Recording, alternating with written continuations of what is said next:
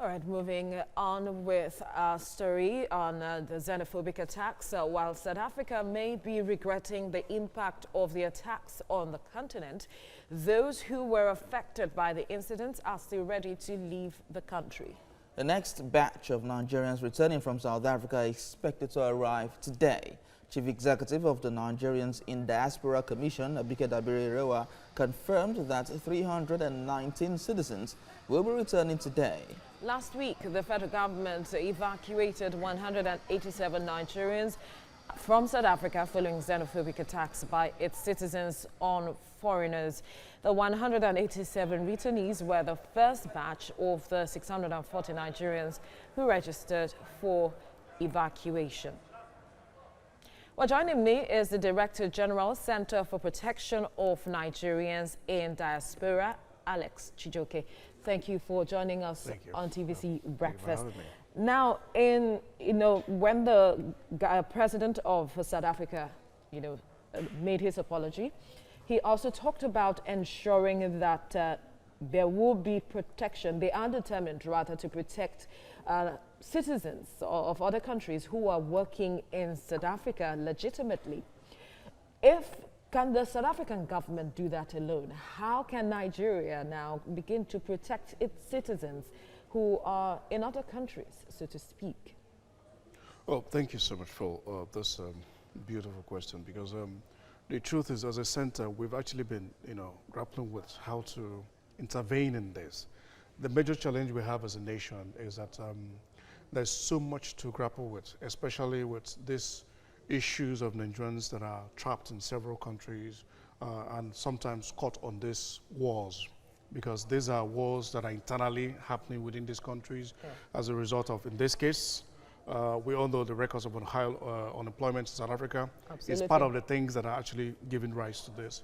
But however, I think now South Africa is coming up responsibly and, apologizing to the nation, and also giving us assurances that Nigerians living over there will be protected, because Nigerians were able to do same, with the recent attacks that we had with some of the businesses owned by Nigerians perceived to be owned by South Africans. I want to give the commendation to the federal government on how it was able to do that.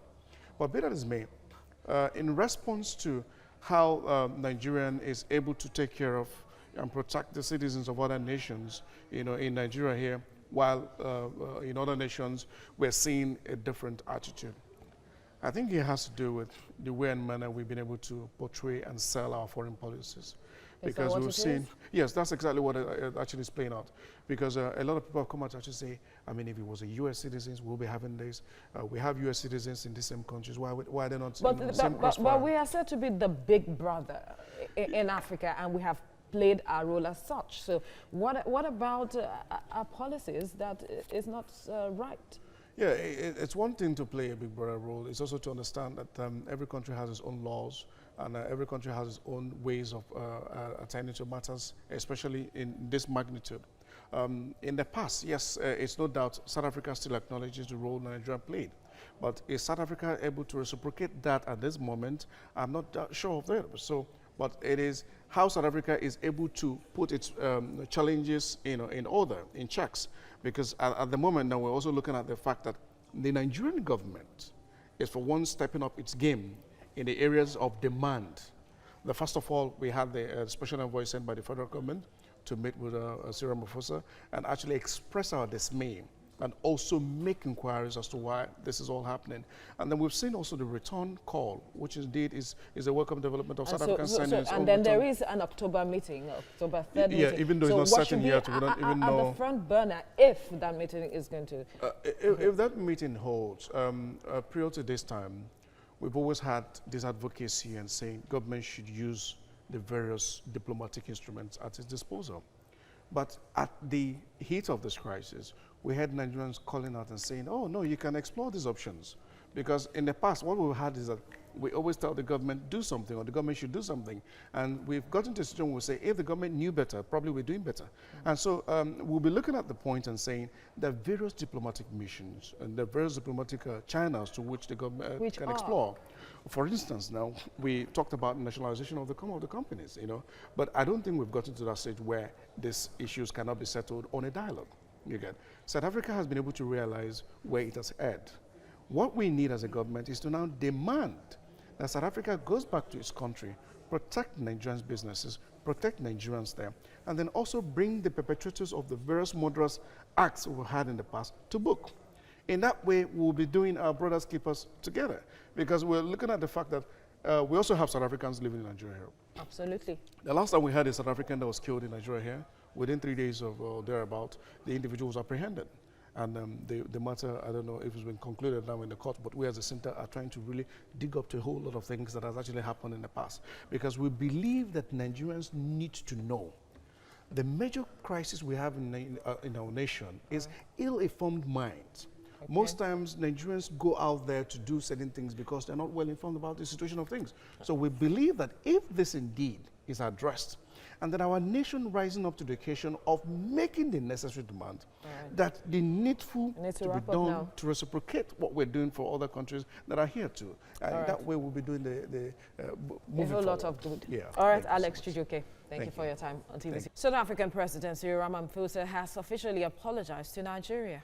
He tendered the apology on behalf of his country over the attacks on Nigerians and other foreigners of African descent in South Africa. A special envoy from South Africa met with President Muhammadu Buhari at the State House in Abuja and advocated stronger bilateral relationship between the two strong African economies. The envoy also conveyed the government of South Africa's determination to protect the lives and property of foreign nationals legitimately working and doing business in South Africa. This apology is coming after a series of backlash and condemnation that followed the xenophobic attacks in the Rainbow country. The South African president also apologized to Zimbabwe when he attended the funeral of Robert Mugabe over the weekend. To convey our President Ramaphosa's sincerest apologies about the incidents that have recently transpired in South Africa. Those incidents do not represent what we stand for as a constitutional democracy in South Africa. And the president has apologized for these incidents. And he has also instructed law enforcement agencies to leave no stone unturned, that all those involved must be brought to book so that the rule of law must prevail in South Africa. Well, South Africa may be regretting the impact of the attacks on the continent. Those who were affected by the incident are still ready to leave the country. The next batch of Nigerians returning from South Africa is expected to arrive today. CEO of Nigerians in Diaspora Commission, Abike Dabiri-Rewa, confirmed that 319 citizens will be returning today. Last week, the federal government evacuated 187 Nigerians from South Africa following xenophobic attacks by its citizens and foreigners. The 187 returnees were the first batch of the 640 Nigerians who registered for evacuation.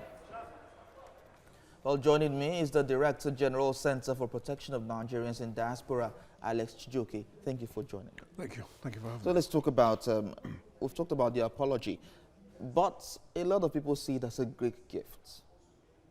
What do you think? Well, it's not a great gift in the sense that, for one, South Africa is beginning to, first of all, accept its responsibility on the fact that After how long? This has been happening for a long time. Yeah, there's an adage where we come from that it is when one has realized or gotten to his farm, that is actually when the morning has broken. If South Africa is coming on these hills now and recognizing the fact that there's xenophobic attacks which has been spoken all over the world and condemned nationally, is now something that they are owning up and saying, yes, we're also going to do our own bits to ensure that these individuals who have actually perpetrated this are brought to book. And also rendering an reserved apology to the nation at large, for this continued destruction of lives and properties. I think, first of all, we need to commend that effort first, because it really takes a lot for a country to actually go that way in apologizing. What of assurances that this will not continue again? It will happen again? Well, it has to do on the body language of our own people. It is the follow-ups that we actually get to execute now. Now a lot of things, this actually opened a lot of discussions as to asking what is even the foreign policy of Nigeria. Yeah. I think it is onerous on the Minister of Foreign Affairs now to come out and strong and say, first of all, we need to begin to care for our citizens all over the world. You know, so we need to understand the fact that these individuals are Nigerians, and they need to cater for their responsibility, especially when they're in diaspora, especially with the continued information we get about when Nigerians come to the embassies, how they're treated, and the rest of them. We know how it is all over the world, that the first things you do, especially when we have the consul general and the ambassadors in each country, is to ensure that the citizenship rights, first of all, are being carried out and executed, and also to ensure about the welfare and the well-being of each citizens in any country. So if we're not doing this to our own people, who then do we expect to do this for us? It's not going to be possible. So I think we need to realize as a nation that we need to begin to do the needful. If we begin to take care of our citizens, then we are now showing to the rest of the world that, yes, we're now living up to our responsibilities, and then we expect them to also, value our own people too. Okay, so looking at what the apology South Africans have given, South African President Cyril Ramaphosa has given, he did not make mention of compensation for victims, especially Nigerians who have lost a lot in South Africa. Yeah, before this xenophobic attacks, I would like to point out the fact that there's been so many killings of Nigerians. And we had actually concluded as a center, we're gathering the information and profiling the individuals who have been killed, because we intend for the first time to actually sue the South African government. Okay. And we're glad, we're also happy that well-meaning Nigerians are also calling for the same thing, asking the government to do the needful in suing the South African government for compensations, and also bringing the perpetrators of these various murderous acts to book.